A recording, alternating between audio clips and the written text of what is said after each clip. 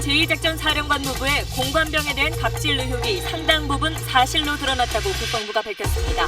박 사령관은 형사 입건돼 군 검찰의 수사를 받게 됐고 육군은 소속 공관병 100여 명에 대한 전수조사에 착수했습니다. 박 사령관의 전 공관병이 노예나 다름없던 군 생활을 낱낱이 증언했습니다. 대부분 주방에서 쪽잠을 자야 했고 아들 친구 바비큐 파티까지 준비했다고 말했습니다. 세계에서 5번째로 높은 주거 건물인 아랍에미리트 두바이의 84층짜리 아파트에서 큰 불이 났습니다. 9층에서 시작된 불이 건물 외벽을 타고 순식간에 위아래 40개 층가량으로 번졌지만 인명피해는 거의 없었습니다. 국가정보원 적폐청산 TF가 원세훈 전 국정원장 재임 시절 민간인 댓글 부대를 최대 30개 팀까지 운영한 사실을 확인했습니다. 인터넷에서 여론 조작 활동을 벌이고 인건비는 국정원 예산으로 지급됐습니다. 이명박 전 대통령 측은 국정원이 그렇게 할 일이 없냐며 불쾌감을 드러냈습니다. 민주당은 명백한 국정원법 위반이라며 이 전 대통령이 반드시 책임져야 한다고 주장했습니다. 파리 부동산 대책에 대해 부동산 시장에선 참여정부 때보다 강력하다는 평가가 나오고 있습니다. 분양시장은 실수요자 중심으로 재편될 조짐이 나타나면서 건설사들도 분양 전략을 바꾸고 있습니다. 올여름 폭염으로 5명의 목숨을 잃었고 온열 질환 환자가 900명을 넘어섰습니다. 특히 에너지 취약계층 가운데 폭염 때 건강 이상을 경험한 비율이 절반이나 돼 폭염이 빈곤층의 건강을 위협하는 것으로 조사됐습니다. 국회가 소속 고위 공무원들의 횡령, 성추행 혐의를 사실상 묵인해온 것으로 드러났습니다. 입법기관에서 벌어지는 제19 감사의 실태를 단독 보도합니다. 질소 과자, 이른바 용가리 과자를 먹은 초등학생의 위에 구멍이 난 사건에 대해 이낙연 총리가 살인 행위로 규정하고 대책 마련을 지시했습니다.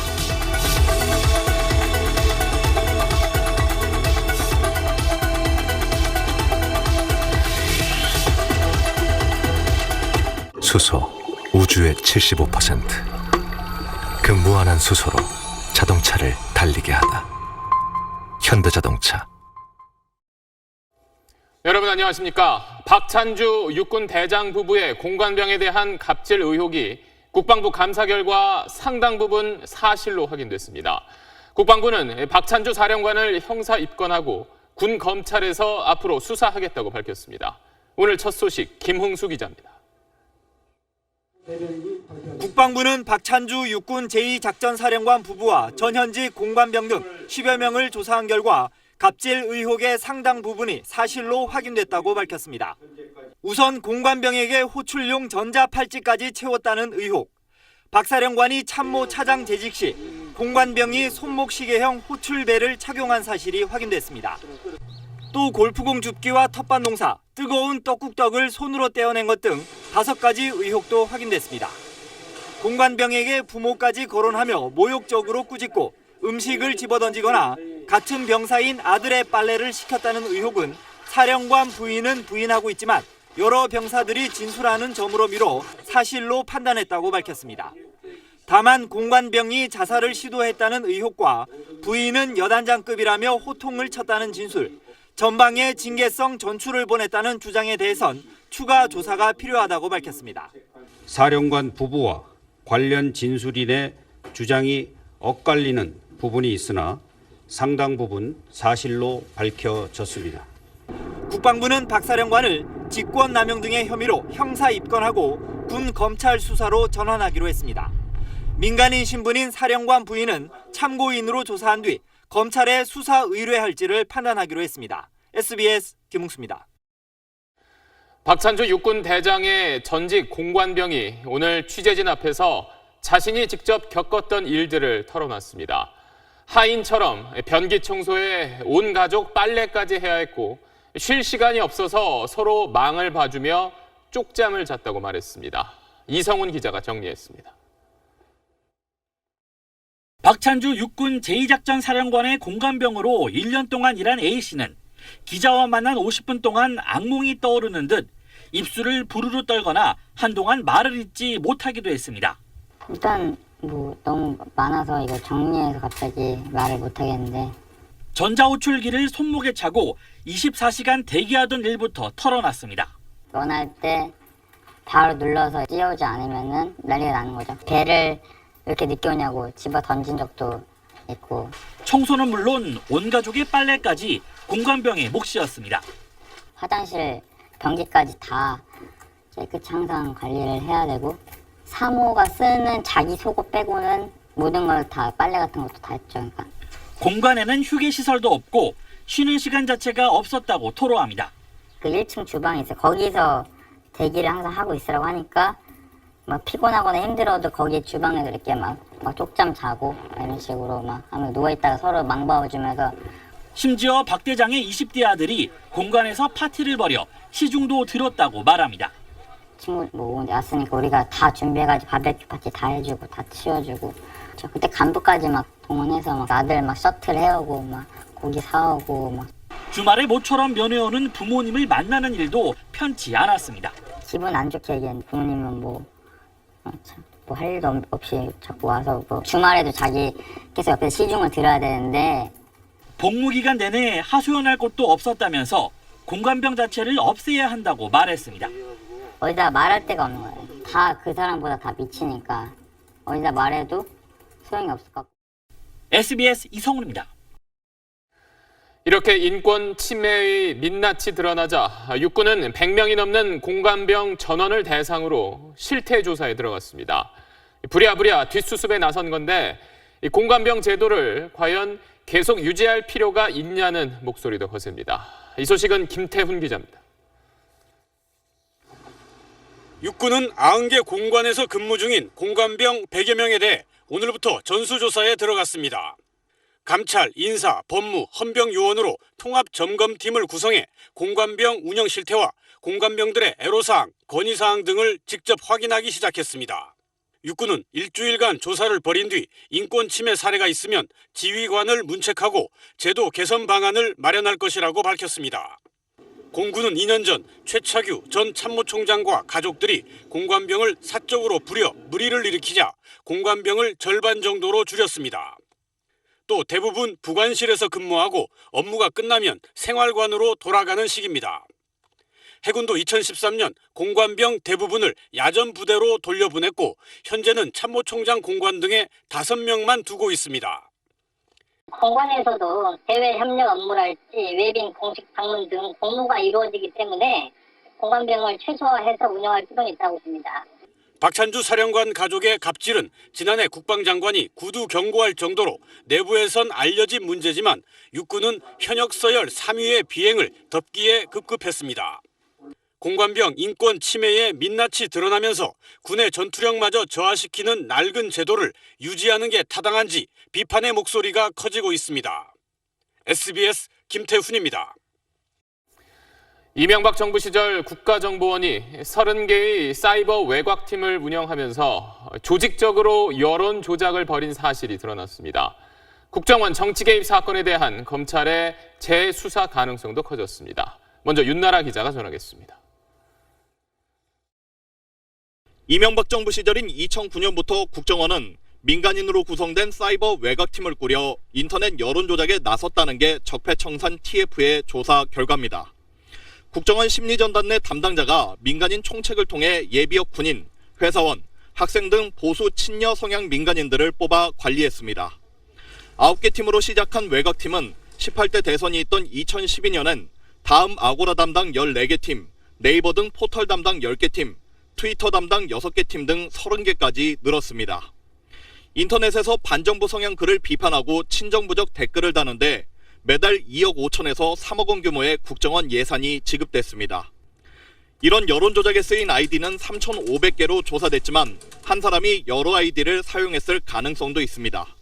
TF는 또 SNS 장악 방안 등 이른바 국정원 문건들이 실제 국정원에서 작성된 사실도 확인했습니다. 이에 따라 이명박 정부 시절 국정원 댓글 사건 같은 정치 개입 혐의에 대한 재수사가 불가피해졌습니다. 특히 국정원 문건 등은 청와대까지 보고가 된 것으로 드러난 만큼 문건을 접수한 김효재 전 정무수석은 물론 이 전 대통령의 개입 여부도 수사 대상에 오를 수 있습니다. 국정원법 위반과 직권남용 혐의에 대한 공소시효는 앞으로 5달 남았습니다. 따라서 2013년 국정원 댓글 사건을 수사했던 윤석열 서울중앙지검장 지휘 아래 수사가 재개될 전망입니다. SBS 윤나라입니다. 이에 대해서 이명박 전 대통령은 공식 반응을 내놓지 않았지만 그 측근들은 정치 보복이라며 반발했습니다. 자유한국당에선 국정원에 대한 국정조사로 맞불을 놓자는 주장도 나왔습니다. 정치권 반응은 이세영 기자가 정리했습니다.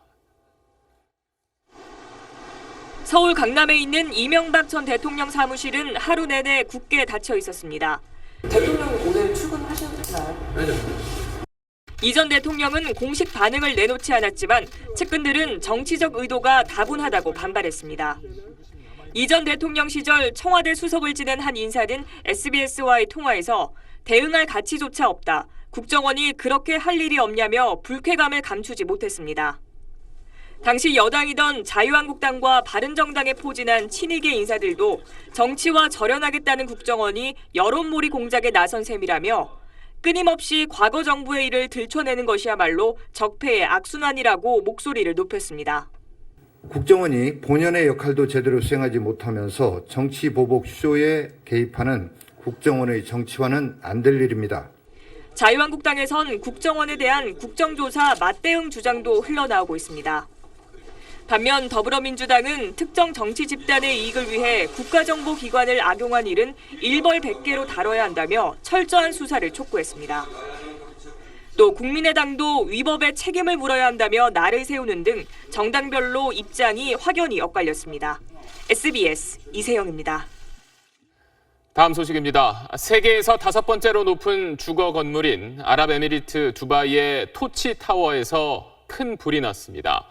주민들이 자고 있던 새벽 시간에 불이 났지만 일단 현재까지 인명피해는 없는 걸로 파악됐습니다. 먼저 이대욱 특파원이 전하겠습니다. 빌딩 벽면을 타고 시뻘건 불길이 치솟고 있습니다. 불이 붙은 건물 파편이 우수수 떨어집니다. 현지 시각 오늘 새벽 1시쯤 두바이에 위치한 84층 건물 토치타워에서 불이 났습니다. 9층에서 시작된 불이 건물 외벽을 타고 순식간에 40개 층가량으로 번졌습니다. There is about 30 apartments on fire. You can hear the building cracking. The pieces falling from the building on the car park which is next to it, and already 2 cars exploded. 불은 2시간 30여 분 만에 진화됐습니다. 두바이 경찰과 소방당국은 거주자들을 신속하게 대피시켜 현재까지 인명피해는 없다고 밝혔습니다. 토치타워는 세계에서 5번째로 높은 주거형 건물로 682가구가 입주해 있습니다. 더구나 대부분이 잠들었을 새벽 시간에 불이 나 인명피해를 완전히 배제하기는 어렵습니다. 화재 원인은 아직 밝혀지지 않고 있습니다. 건물 겉면을 타고 불길이 빠르게 번진 데는 가연성 플라스틱으로 만든 외장재 때문인 것으로 보입니다. 최소 80여 명이 희생된 지난 6월 영국 런던 그ren펠타워 화재 당시에도 가연성 외장재가 불쏘시개 역할을 해 불길이 건물 전체로 순식간에 번진 바 있습니다. 카이로에서 SBS 이대욱입니다. 이번에 불이 난 건물에선 2년 전에도 화재가 발생한 적이 있습니다. 그때도 불길이 건물 외벽을 타고 이렇게 빠르게 번졌지만 인명피해는 없었습니다. 같은 해 겨울 두바이의 또 다른 초고층 건물에서도 불이 났었습니다. 하지만 이때도 역시 숨진 사람은 없었습니다. 두바이의 초고층 건물들이 이렇게 화재에 강한 이유는 뭔지 이혜미 기자가 분석했습니다. 지난 6월 런던 그ren펠타워 화재. 삽시간에 불길이 건물 전체로 번지면서 최소 80명이 목숨을 잃었습니다. 두 화재를 비교해보면 건물 외벽을 따라 불길이 빠르게 번졌다는 공통점을 발견할 수 있습니다. 건축비를 줄이기 위해 불에 타기 쉬운 외장재를 사용했기 때문입니다. 하지만 결과는 완전히 달랐습니다. 차이는 뭘까? 그ren펠타워 화재 당시엔 비상벨이나 스프링쿨러가 작동하지 않았습니다. 반면 이번엔 화재 발생 직후 신속히 화재 경보가 울려 잠자고 있던 주민들이 빠짐없이 대피할 수 있었습니다. 두바이 고층 건물에 설치된 철저한 방화 시스템도 피해를 줄이는 데 결정적인 역할을 했습니다. 2011년 완공된 토치타워는 화재 발생 시 자동으로 닫히는 방화벽이 설치돼 있어서 불길이나 연기가 확산하는 걸 막았습니다. 아랍에미리트 당국은 올해 초 화재 안전 규정을 강화해 고층 건물의 가연성 외장재를 불연성 외장재로 교체하는 작업까지 진행하고 있습니다. 두바이는 건조한 날씨에 초고층 건물이 밀집해 있어서 불이 나면 엄청난 참사로 이어질 수 있습니다. 하지만 철저한 예방과 대처 시스템 덕분에 대형 인명 피해를 막을 수 있었습니다. SBS 이혜미입니다. 국회가 소속 고위 공무원들의 횡령, 성추행 혐의를 사실상 묵인해온 사실이 드러나 논란이 일고 있습니다. 입법기관에서 벌어진 제19 감싸기, 문준모 기자가 단독 보도합니다. 지난 3월 초 국회 사무처 한 상임위 회식 자리에서 성추행 사건이 벌어졌습니다. 차관복급인 수석전문위원이 5급 여성 사무관에게 부적절한 신체 접촉을 한 겁니다. 피해 사무관은 이를 국회 감사관실에 알렸지만 해당 수석은 아무런 징계도 받지 않았습니다. 다른 부서로 전출된 건 오히려 피해 여성 사무관. 문제를 일으킨 해당 수석은 지난달 말 정기 인사에서도 유임됐습니다. 노래방에서 이렇게 노래를 하다가 제대로 인식을 못하고 알고 바로 사과를 했거든요. 본인이 좀 옮겨달라고 이야기를 하길래. 또 다른 상임위에선 수석 전문위원을 포함한 직원 3명이 출장비를 상습적으로 횡령한 혐의가 올 초 회계감사에서 포착됐습니다. 하지만 이번에도 징계는 없었고 해당 수석만 다른 상임위로 옮겼을 뿐입니다. 감사관실은 차일피일 징계를 미룬 채 몇 달째 조사만 하고 있습니다.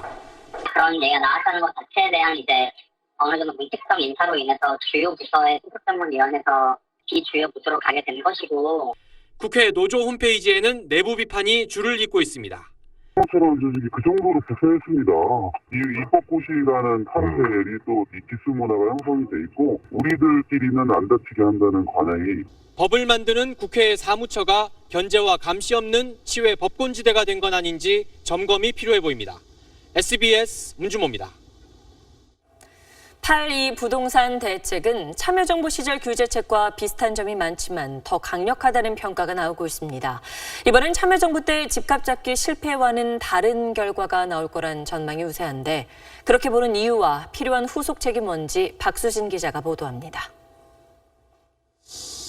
참여정부 시절 집값 급등의 대명사였던 서울 강남의 한 아파트입니다. 95제곱미터형이 5년 새 10억 2,500만 원으로 배 넘게 뛰었습니다. 경기도 분당 일대도 78%나 치솟으면서 천당 밑에 분당이란 말까지 나왔습니다. 집권 기간 17번의 부동산 대책을 내놨지만 집값을 잡는 데 실패한 겁니다. 저희 정부가 정책에 시행착오가 있었던 것을 인정한다면 제일 큰 것이 부동산입니다. 문재인 정부가 집권 초기 강력한 대책을 내놓은 건 최근 집값 상승세가 예사롭지 않았기 때문입니다. 한 달 사이에 1억이 2억씩 오르니까 이건 나라 망하는 거지 뭐. 13억씩 올라가더니 이거 미친 거예요. 내놓은 대책의 골간은 양도소득세와 대출규제, 청약 가점제 등 참여정부와 비슷합니다. 참여정부 때는 정책이 실패했는데 하지만 이번엔 다를 거란 분석이 우세합니다. 우선 강력한 규제를 한꺼번에 그것도 집권 초기에 쏟아냈기 때문입니다. 참여정부에서는 그때그때 시장이 반응하고 나서 정책이 나옴으로써 정책의 효과가 많이 떨어졌던 부분이 있고요. 문재인 정부가 정권 내내 일관된 정책을 펼치기로 공언한 것도 정책 효과를 높게 보는 이유입니다. 참여정부는 규제책을 내놓는 중간에 건설 경기 활성화책을 내놓는 등 정책의 일관성이 떨어졌습니다. 전문가들은 추가로 시중에 넘쳐나는 돈을 어떻게 관리하느냐에 따라 정책 효과에 영향을 줄 수 있다고 분석합니다. 다른 투자처로 자금을 유도하고 기준금리 인상도 고려해야 한다고 제안합니다. SBS 박수진입니다. 정부의 부동산 대책으로 새 아파트 분양 시장도 큰 변화를 겪게 됐습니다. 무주택 서민의 집장만이 쉬워진 가운데 건설사들도 서둘러 분양 전략을 바꾸고 있습니다. 이강 기자입니다. 서울 서대문구의 이 아파트는 그제 청약 접수를 진행했습니다. 고강도 부동산 규제가 발표된 날에 청약을 진행하면서 흥행 실패가 우려됐지만 20대 1의 높은 경쟁률로 마감됐습니다. 내 집 마련을 목적으로 하는 실수요자들이 몰리면서 정부 발표에 영향을 받지 않은 겁니다. 실거주 목적이거나 기획 애들이 학교나 이런 주거나 보고 있는 거예요. 정부가 주택 분양 시장을 이런 실수요자 중심으로 끌고 가기로 하면서 건설사들의 발걸음도 빨라졌습니다. 그동안은 분양권을 웃돈을 얹어 되팔 수 있다며 고객을 유인했는데 분양권 전매가 제한되면서 이런 전략이 먹히지 않게 됐기 때문입니다. 예전에는 이제 재테크 개념의 수요층도 영업 진행을 했었는데요. 이제 지금부터는 이제 현재까지 무주택인 분들을 이제 발굴을 하는 영업을 할 예정입니다. 이에 따라 무주택 실수요자들은 내 집 마련의 기회가 대폭 커지게 됐습니다.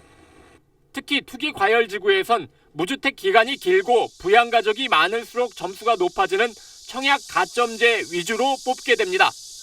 하지만 청년층이나 신혼부부는 상대적으로 불리해질 수 있습니다.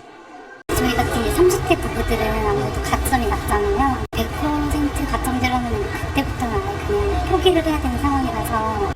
정부는 신혼부부만을 위한 공공임대주택 25만 가구를 공급해 내 집 장만의 징검다리로 삼기로 했습니다. SBS 이강입니다. 오늘 폭염경보가 전국 대부분 지방에 내려졌습니다. 내일은 더 덥다는데 무더위를 피하지 못하고 오롯이 견뎌내야만 하는 곳이 많습니다. 한국전쟁 때 피난민들이 모여 만들어졌던 부산의 한 마을에 송인호 기자가 다녀왔습니다. 가파른 산비탈에 다닥다닥 붙어있는 낡은 집들. 760여 가구 2만 2천 명의 주민이 사는 호천마을입니다. 지열 탓에 섭씨 40도를 오르내리는 폭염. 비좁은 골목길을 따라 한 집안에 들어가 봤습니다. 입구부터 후끈후끈한 열기가 느껴집니다. 열화상 카메라로 재보니 주변 창 주변이 온통 붉은색으로 60도 가까이 됩니다. 지금 시간은 오후 5시가 다 돼가고 있는데요. 실내 온도는 현재 34.3도, 습도는 거의 70%에 육박을 하고 있습니다. 외부 습도보다 거의 2배나 높은 수치입니다. 5분도 채 안 돼 땀이 줄줄 흐릅니다. 나중에 지금 더워서 집에는 못 있고 여기 오면 노인정에 있거든요. 어린 세 자녀를 키우느라 집 밖에 나가지 못하는 30대 엄마. 엄마도 등에 업힌 아이도 온통 땀 범벅입니다. 조금만 힘들어는 하죠. 더워서 자다가 울거나 아니면 지치거나 하면 잠을 거의 못 자는 편. 밤 10시 처음 방문한 집을 다시 찾았습니다. 콘크리트 벽이 복사열을 내뿜어 실내는 여전히 30도에 육박하고 습도도 70% 그대로입니다. 화장실이 제일 불편하거든요. 옛날 화장실에. 깊은 문자에 간단히 한 시간 정도 되는가 모르겠어요. 마을 주민들은 지난해부터 폭염과 열대야가 부쩍 심해졌다고 말합니다. 정말 작년부터 많이 더워졌죠. 하늘에서 불이 둥둥 떠다니는가 이래 싶을 정도로. 하루하루 삶의 무게도 버거운 주민들에게 폭염과 열대야는 감당하기 어려운 이중고입니다. SBS 송윤호입니다. 이렇게 더위를 피하지 못하는 상황이 계속되면 건강관리는 과연 가능할까요? 폭염으로 인해 올여름 벌써 5명이 목숨을 잃었고 온열 질환 환자는 900명을 넘어섰습니다. 낮 최고 기온이 30도를 오르내리는 폭염 때 서울에서 기온이 1도 더 오르면 사망률이 16% 높아진다는 연구 결과도 있습니다. 특히 폭염에 무방비로 노출되는 취약계층에겐 더욱 치명적일 수밖에 없습니다. 이어서 장선희 기자입니다. 다세대 주택이 밀집해 있는 서울 교남동. 이곳에 홀로 사는 95살 서석주 할머니는 거동을 못해 무더위 쉼터에 갈 수 없습니다. 30도가 넘는 폭염이 닥치면 실내 온도가 50도까지 치솟지만 그저 참을 수밖에 없는 현실입니다. 여름엔 막 더우니까 막 헉헉하니까 방에 이렇게 그냥 앉았다가도 괜히 이렇게 툭 쓰러져. 이곳 주민 상당수는 독거노인들로 다 쓰러져가는 노후주택 옥상이나 창문조차 없는 지하실에 삽니다. 통풍도 안 되는 한증막 같은 방에서 선풍기조차 없는 현실. 만성질환을 달고 살고 수면제 말고는 열대야를 피할 방법도 없습니다. 가끔 약으로 막 먹고 막 저녁에 또 수면이 안 오고 잠이 안 오는데 내가 또 수면제를 먹고 막 약을 없이는 못 살 것 같아. 최근 2주 새 이곳 노인 2명이 숨졌습니다. 극빈층 가구의 만성질환자 비율은 70%대, 고소득 가구와 비교해 7배에 달합니다. 또 에너지 빈곤층 2명에 1명꼴로 폭염 때문에 어지럼증이나 호흡곤란 등을 겪었고 10%는 지병이 악화했습니다. 8,000원부터 최대 2만 원까지 전기요금 복지 할인을 받지만 아예 선풍기가 없다 보니 그나마도 도움이 되지 않습니다. 보다 적극적으로 어떤 냉방 시설이라든가 또는 에너지 바우처 제도를 여름에 확대해서 지원하는 대책이 좀 필요하지 않을까 이렇게 생각이 됩니다. 해마다 폭염이 이어지는 상황에서 냉방용품 지원이나 주택 개보수 사업 등 취약계층을 위한 장단기 대책이 절실합니다. SBS 장선입니다. 경기 화성시의 한 맨홀 안에서 30대 작업자 2명이 쓰러진 채 발견돼 병원으로 옮겨졌지만 2명 모두 숨졌습니다. 작업하던 지하 산소량이 턱없이 부족했습니다. 김기태 기자입니다. 구조대원들이 도로 한가운데서 남성에게 심폐소생술을 하고 있습니다. 계속 의식을 찾지 못하자 헬기가 동원됩니다. 오늘 오전 10시 18분쯤 경기도 화성시의 한 도로 맨홀 안에서 30살 김모 씨 등 2명이 의식을 잃은 채 발견됐습니다. 순찰 중이던 경찰이 발견했고 병원으로 옮겼지만 2사람 다 숨졌습니다. 사고 당시 이곳 맨홀 안에서는 인근 신축 아파트와 연결된 상수도를 시험 가동하는 작업이 진행 중이었습니다. 경찰은 이들이 깊이 3.6m 맨홀 안에서 저산소증으로 의식을 잃은 것으로 보고 있습니다. 사고가 난 맨홀 뚜껑을 열고 안에 있는 공기를 측정해봤습니다. 9.9%. 공기 중 산소량이 9.9%로 나옵니다. 산업안전보건법상 맨홀 안 공기 중 산소 농도가 18% 이상일 때만 작업할 수 있는데 절반밖에 안 되는 겁니다. 측정도 안 했고 환기도 측정을 안 했으니까 위험한지를 모를 거 아니에요. 사고 당시 맨홀 위에는 비상 상황에 대처할 관리자도 없었습니다. 사람이 있어야지 사람이 없어가지고 몰라 전혀 몰라. 경찰은 현장 관계자들을 상대로 안전 수칙을 지켰는지 조사하고 있습니다. SBS 김기태입니다. 사이비 교주가 여 신도를 폭행해 숨지게 한 뒤 야산에 암 매장한 혐의로 구속됐습니다. 자신을 하나님이라고 칭한 이 사이비 교주는 수시로 여 신도들을 폭행했던 걸로 드러났습니다. KNN 현승훈 기자입니다. 피해자 57살 김모 씨는 지난 4월 자신을 하나님이라 칭하는 사이비 교주 40살 박모 씨에게 6시간 폭행을 당해 숨진 뒤 암매장됐습니다. 2년 전 박 씨의 말에 현혹된 김 씨는 두 동생과 신도 생활을 시작했고 지난해 9월부터 경북 영주시의 한 원룸에서 박 씨 가족들과 합숙을 시작했습니다. 사실상 감금 상태가 된 피해자는 예배 자세가 바르지 않다는 이유 등으로 수시로 폭행을 당했습니다. 가족들에 대한 협박과 저주를 받다 보니까 어떤 가족들이 유해를 당할까 싶은 염려에 그곳에서 도망쳐 나오지를 못해서 신고를 하지 못했습니다. 유기 과정에는 피해자의 두 동생까지 가담한 것으로 밝혀져 더욱 충격을 주고 있습니다. 암매장 이후 죄책감에 시달린 동생들은 박 씨가 또 다른 원룸에서 여신도와 생활하며 감시가 소홀하자 탈출해 경찰에 신고했습니다. 경찰은 사이비 교주 박 씨를 구속하고 암매장에 가담한 5명을 불구속 입건하는 한편 또 다른 피해자가 있는지 여부를 수사하고 있습니다. KNN 현승훈입니다. 오늘 오전 경기도 남양주시의 호평터널 근처에서 술병을 싣고 가던 트럭이 옆으로 쓰러졌습니다. 유리 파편이 도로를 덮어 차들이 오도 가도 못하게 된 상황에서 시민들이 팔을 걷고 나섰습니다. 손영한 기자가 취재했습니다. 오늘 오전 11시 20분쯤 경기도 남양주시 46번 국도 호평터널 인근 서울 방면 2차선 도로에 트럭 한 대가 옆으로 쓰러져 있습니다. 도로엔 깨진 소주병과 맥주병 파편이 널브러져 있습니다. 주류를 실은 트럭이 갑자기 옆으로 넘어진 겁니다. 유리병 파편 때문에 통행이 어려운 상황. 출동한 소방대원들과 경찰관, 사고를 목격한 시민이 먼저 청소에 나섰습니다. 도로공사 직원들까지 합세해 도로 통행은 1시간 만에 재개됐습니다. 트럭 운전자는 다행히 크게 다치지 않았습니다. 경찰은 트럭 운전자 35살 김모 씨가 주류를 지나치게 많이 실어 차가 중심을 잃은 것으로 보고 있습니다. 1.2톤 트럭에 거의 가득 차량이었어요. 엄청 높게 한 6단 정도로 가족이죠.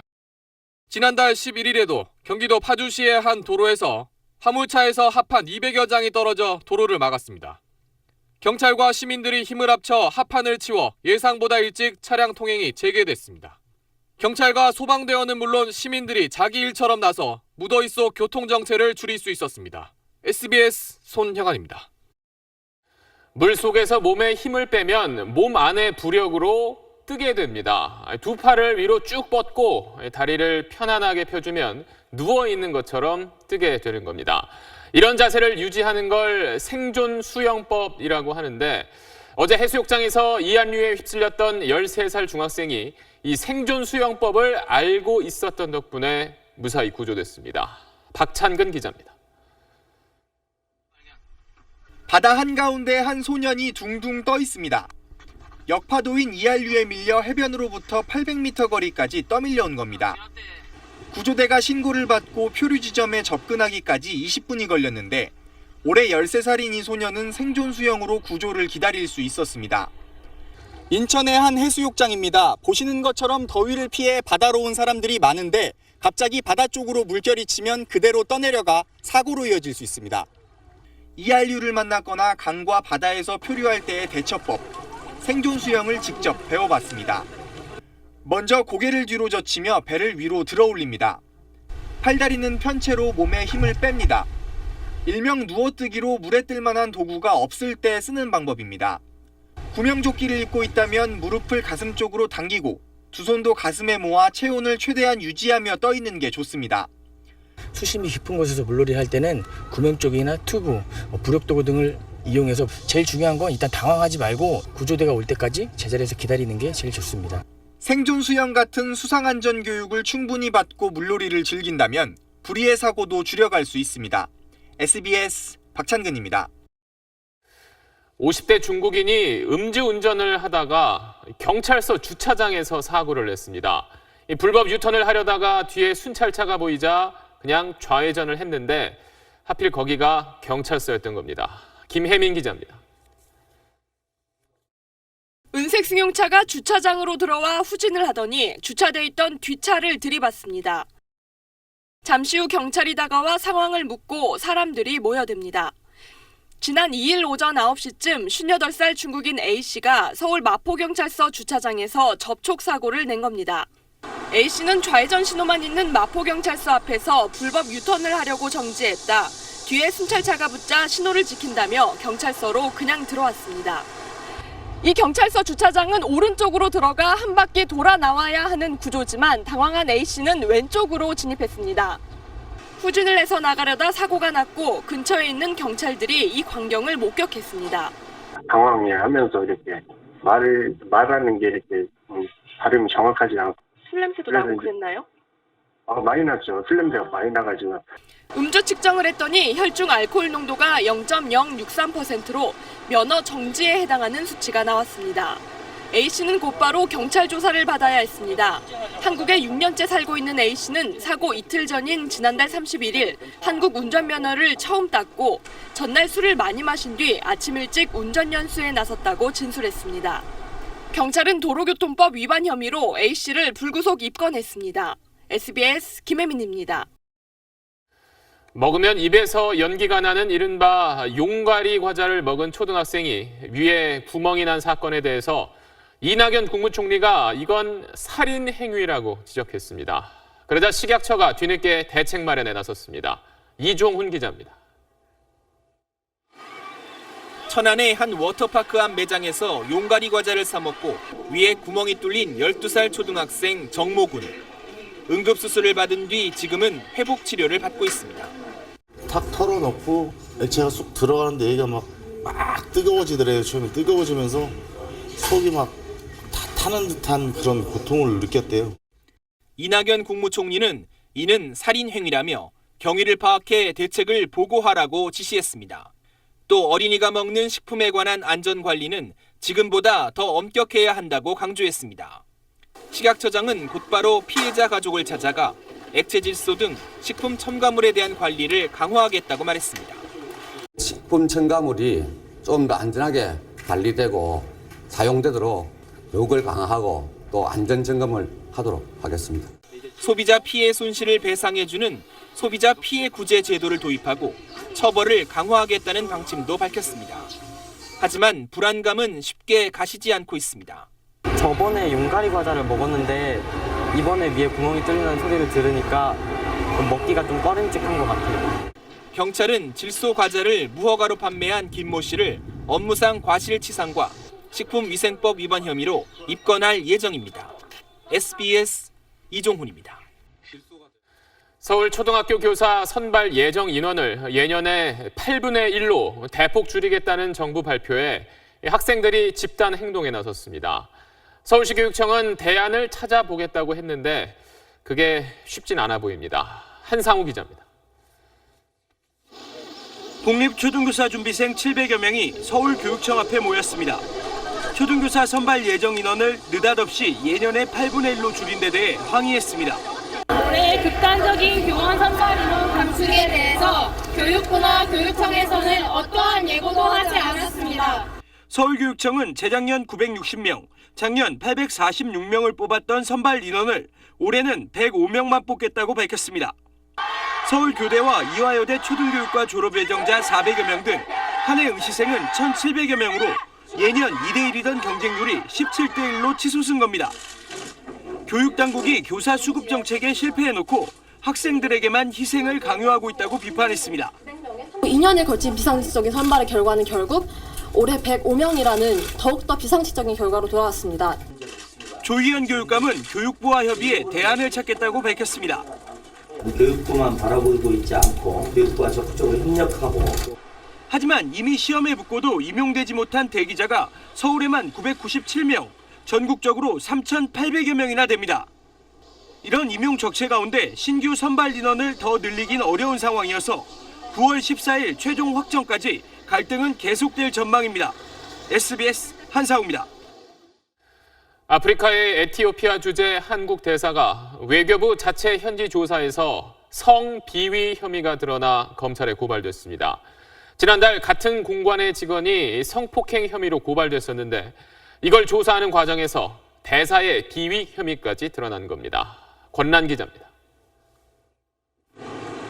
에티오피아 현지 대사관을 상대로 특별 감사를 벌인 외교부는 김모 대사의 성비위가 사실로 확인됐다고 밝혔습니다.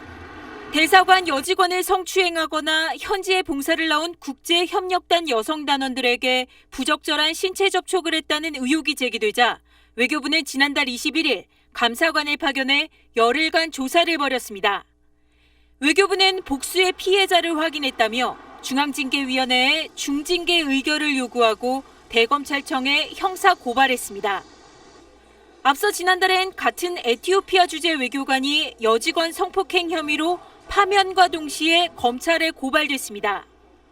조사 과정에서 대사 관련 의혹까지 제기된 건데 현지 감사를 통해 비위를 확인했다고 외교부 당국자는 설명했습니다. 외교관들의 성추문 사건이 이어지자 외교부는 성비위 발생 시 원스트라이크 아웃제를 적용하겠다고 경고한 바 있습니다. 성비위 문제에 대해서는 무관용의 원칙을 그리고 그 관련 규정과 법령에 따라서 엄중하게 조치할 것을 말씀드립니다. 해당 대사는 SBS와 전화통화에서 할 말은 많지만 현재 시점에서 얘기하는 건 적절치 않다고 말했습니다. 이어 조만간 귀국해 입장을 소명할 계획이라고 밝혔습니다. SBS 권란입니다. 요즘같이 공항이 붐빌 때엔 무허가 업체의 주차 대행 영업이 더 늘어납니다.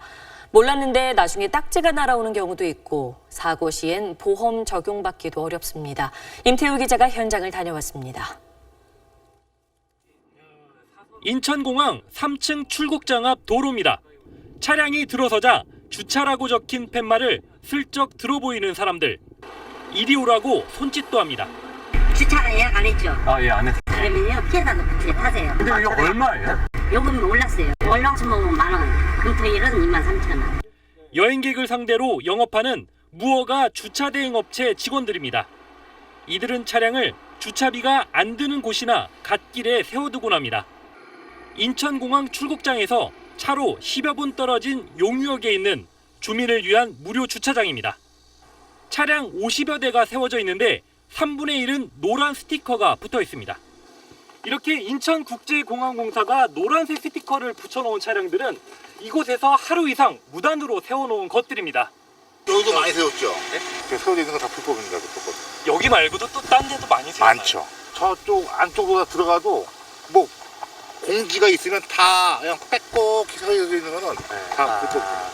이렇다 보니 여행 뒤 돌아와서 불법 주차 과태료를 내는가 하면 대행업체 직원이 주차하다 차량을 망가뜨려도 보험 적용이 안 돼 손해를 고스란히 떠안는 일도 있습니다. 차라리 그걸 법인으로 들었으면 됐을 텐데 개인으로 들었던 거예요. 보험이 없는 운전을 해놓고. 하지만 공항 직원들은 단속 권한이 없고 걸려도 500만 원 이하의 과태료에 그쳐 떴다방식 불법 주차 대행은 반복되고 있습니다. SBS 임태호입니다. 매일 이어지는 폭염이 쇼핑의 형태도 바꿔놓고 있습니다. 온라인 쇼핑 매출이 치솟고 있고 직접 나가더라도 밤늦게 쇼핑하는 사람들이 크게 늘어난 겁니다. 보도에 곽상은 기자입니다. 30대 주부 강현정 씨는 요즘 온라인 쇼핑몰에서 장을 보는 경우가 부쩍 늘었습니다. 아이들 방학 때라 여유도 없는 데다 날씨가 너무 후텁지근해 마트에 갈 엄두가 나지 않기 때문입니다.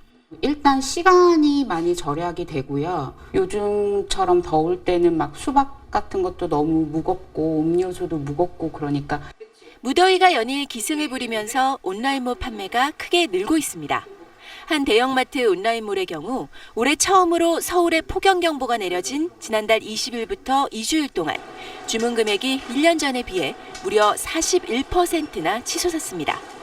올 여름에 온라인몰 매출 신장세는 그 평균 연간 판매 증가폭인 25에서 30%를 크게 웃돌고 있습니다.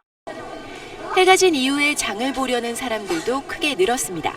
주요 대형마트에선 저녁 8시부터 밤 12시까지 매출액이 한 달 만에 일제히 10% 이상 증가했습니다. 요즘에 더우니까 해 떨어지면 나오고 그러긴 하죠. 한 9시 정도면 쇼핑 끝나니까 그때 들어가는 것도 괜찮더라고요. 열대야에 잠 못 이루는 사람들이 늘면서 심야 시간대 편의점의 얼음과 맥주, 빙가류의 매출이 치솟는 등 올여름 폭염이 쇼핑의 모습도 바꾸고 있습니다. SBS 곽상은입니다.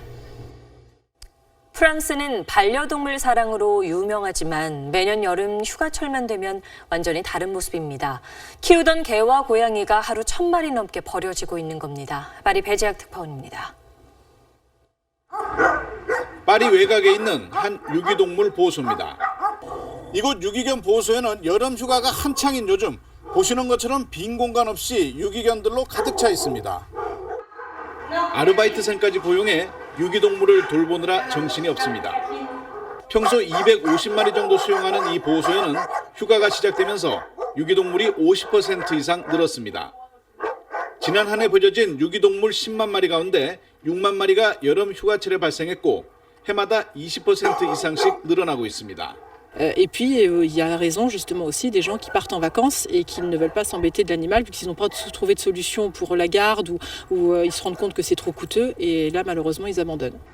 동물을 버리면 징역 2년에 3만 유로까지 벌금이 부과되지만 처벌받는 경우는 거의 없습니다.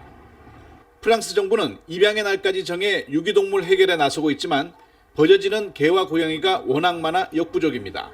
Bon, bah ça c'est un peu triste, hein, c'est que les gens sont pas tellement responsables, hein. Enfin ils sont des irresponsables disons. Mon chien, c'est mon enfant. Je suis contre, bien sûr. 동물 유기와 함께 동물 학대 건수도 해마다 늘고 있어 애완동물의 나라 프랑스의 명성이 무색해지고 있습니다. 파리에서 SBS 배지학입니다. 기업이 장기적으로 성장하기 위해선 연구개발 투자가 꾸준히 이루어져야 합니다. 하지만 중소기업은 한우물만 파기도 벅찬 게 현실이죠. 각자의 전문 영역을 가진 중소기업들이 협업을 통해 상생을 도모한다면 어떨까요? 기업 활력 시리즈 정연 기자입니다. 골프 관련 휴대용 기기를 만드는 이 제조업체는 기기 개발에만 전념하다 보니 디자인에는 신경 쓸 여력이 없었습니다. 디자인까지 확대하기는 저희도 한계가 있기 때문에 핵심 역량에 집중하기 위해서 그런 겁니다.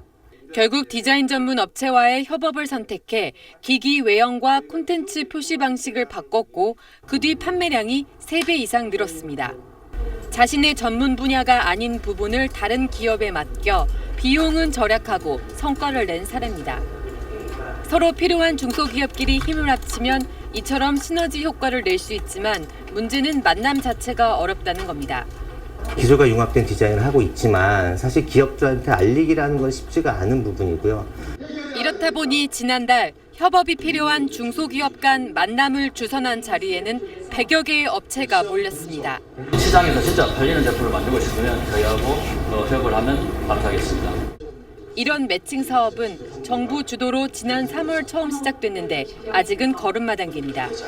개념도 아직 좀 취약하고 또 이 사람들이 제대로 활동할 수 있는 그 기회도 많이 좀 부족한데 중소기업을 도와줄 수 있는 기관이라면 대학이나 연구소를만 중심으로 생각하는데 취약한 분야를 서로 보완할 수 있는 중소기업끼리 협업을 하면 상생 효과를 기대할 수 있어 이런 만남의 기회를 더욱 늘릴 필요가 있다고 전문가들은 조언합니다. SBS 정연입니다. 제가 지금 들고 있는 거 오랜만에 보시죠? 일회용 필름 카메라입니다. 음악에서 LP가 다시 인기를 끌듯이 사진에서도 최근 아날로그 필름 카메라가 다시 큰 관심을 끌고 있습니다. 조지현 기자가 보도합니다. 손이 많이 가고 필름 하나로 20-30장밖에 못 찍고 바로 볼 수도 없습니다. 이런 단점 때문에 디지털에 밀려났지만 바로 이 단점이 필름 카메라의 매력입니다. 디지털은요, 막 찍어도 그중에 몇 개는 건질 수 있잖아요. 근데 1카는 정말 고심해서 찍어야 돼요. 현상소가 몰려있는 충무로엔 하루 종일 손님이 끊이질 않습니다. 특징은 과거의 향수에 기댄 장년층이 아니라는 겁니다. 10에서 20% 정도는 매년 늘어난 것 같습니다. 20, 30대 젊은 분들이 처음 찍고 막 이런 분들이 굉장히 많이 폭발적으로 늘었습니다. 일회용 필름 카메라로 입문하는 경우도 많아서 올해 한 필름 회사의 일회용 카메라 국내 수입량은 지난해 같은 기간보다 3배나 늘었습니다. 일회용 필름 카메라를 본뜬 스마트폰 앱까지 나왔습니다. 작은 뷰파인더로 한 번에 최대 20넉장만 찍을 수 있고 마치 인화를 기다리듯 사흘이 지나야만 볼 수 있습니다. 엄청나게 많은 사진을 무한정 찍을 수 있다 보니까 그 소중함을 우리가 잊고 살지 않았나. 기다렸다가 받았을 때 그 설레임? 아날로그의 반격이란 책에서는 디지털 사진의 가장 큰 문제는 그게 실제가 아니라는 점이라고 설명합니다. 메모리 어딘가에 저장돼 있는 엄청난 양의 사진이 아니라 한 장 한 장 소중히 찍어 직접 만질 수 있는 사진에 사람들이 빠져드는 이유입니다. SBS 조지현입니다. 최근 출간된 전두환 회고록 가운데 5.18 당시 북한군이 개입했고 전두환 전 대통령은 관여하지 않았다는 등의 왜곡된 내용을 삭제하지 않으면 출판과 배포를 금지하라는 법원의 결정이 나왔습니다. 광주지방법원은 5.18 기념재단과 유족회 등이 전두환 전 대통령과 아들 제국 씨를 상대로 낸 전두환 회고록 출판 및 배포 금지 가처분 신청을 인용하면서 이같이 밝혔습니다.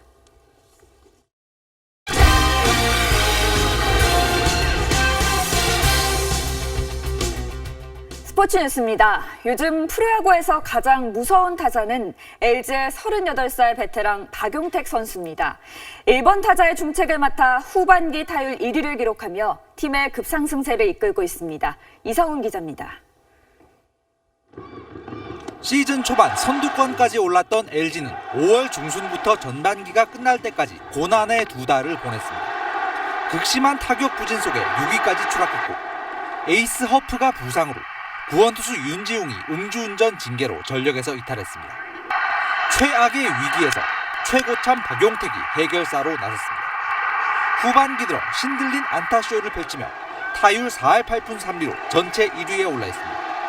지나치게 생각이 많았던 전반기의 소극적인 자세를 버리고 초구부터 적극적으로 치자고 생각을 바꾼 결과입니다. 투스트라이크 배팅이 50% 이상이 되더라고요.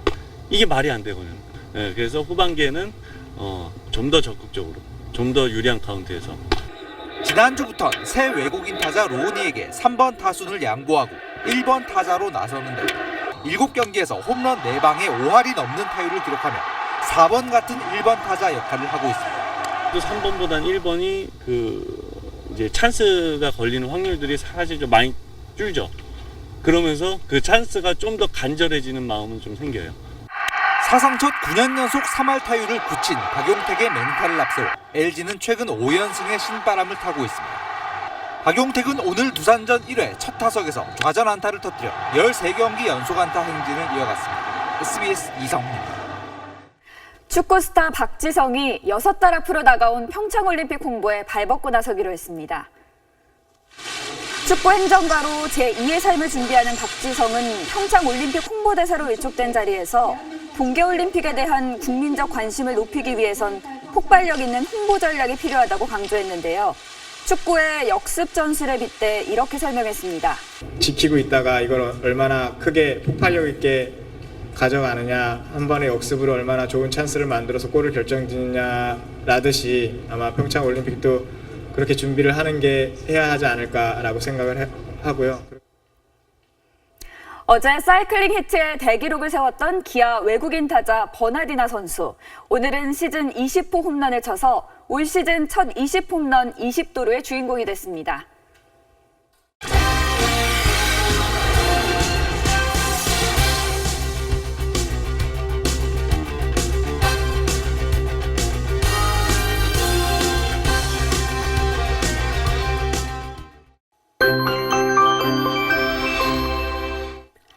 태풍이 북상하면서 뜨겁고 습한 공기가 전국을 뒤덮고 있습니다. 연일 무더운 날씨에 태풍이 몰고 오는 수증기까지 더해져 내일은 폭염이 절정에 달할 전망인데요. 내일 서울의 낮 기온은 36도로 올여름 들어서 가장 덥겠습니다. 태풍은 현재 오키나와 북동쪽에서 북상하고 있습니다. 주말 사이 남해와 동해 먼바다를 거쳐 일본 규슈 지방에 상륙한 뒤 또다시 동해 바다로 빠져나갈 전망인데요. 태풍이 완전히 빠져나갈 때까지 해상은 태풍의 직접적인 영향권에 들겠고요. 또 태풍의 진로와 근접한 동해안 지방은 다음 주 초반에 강한 비바람이 불겠습니다. 내일은 전국에 구름 많은 날씨를 보이겠습니다. 서울을 포함한 곳곳으로는 밤사이 열대야가 나타나겠고요. 영서와 충청, 남부 내륙 지역은 요란한 소나기가 내리겠습니다. 일요일에는 기압골의 영향으로 중부와 경북 지방에 비가 내리겠습니다. 날씨였습니다. 공무원은 국민의 심부름꾼이라는 의미로 흔히 공복이라고도 합니다. 여기서 복은 원래 하인을 뜻하는 말인데 오늘 전해드린 갑질 장군, 특권 국회, 또 나라 망신 외교관들 보면 누가 주인이고 누가 하인인지 헷갈립니다. 금요일 8시 뉴스 마치겠습니다. 고맙습니다.